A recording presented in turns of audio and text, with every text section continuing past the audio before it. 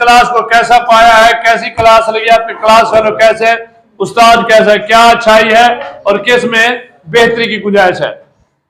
ये हमारी क्लास बहुत अच्छी है और ये स्टूडेंट बहुत ज़हीन है और अच्छे भी हैं। ये हमारे सर इंचार्ज खलील अहमद जोया बहुत अच्छे उस्ताद हैं। सिर्फ तारीफ नहीं करनी, सही बात बता दी है।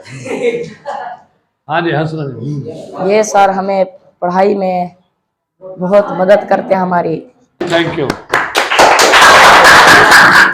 अस्सलाम वालेकुम सर, मैं मोहम्मद मोहसिन नाजिम इसी हफ्ते पिछले हफ्ते में आया हूँ।